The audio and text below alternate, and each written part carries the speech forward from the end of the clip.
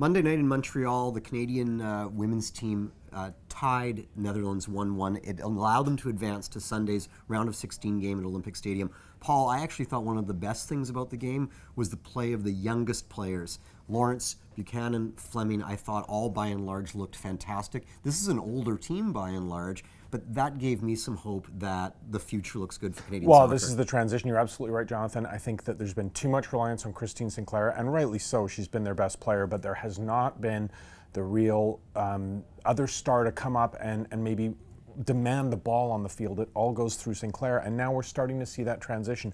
I know they play at the back and into midfield.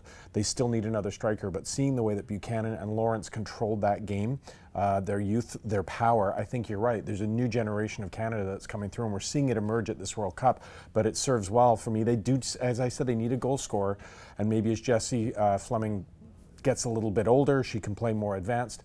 But right now, it looks like we're seeing a Canadian generation that can push forward.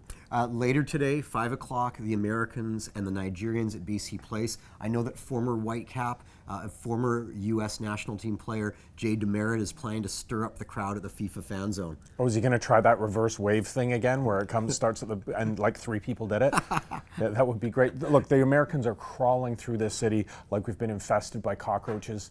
Not literally or figuratively. Well, pretty close. Yeah. I mean, there were games all going yesterday in the fields around BC Place. There's a ton of American teams that have come up here.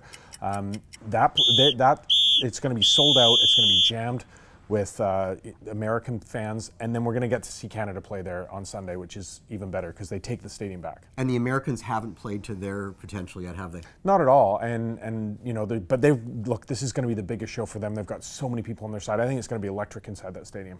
USA, USA, USA.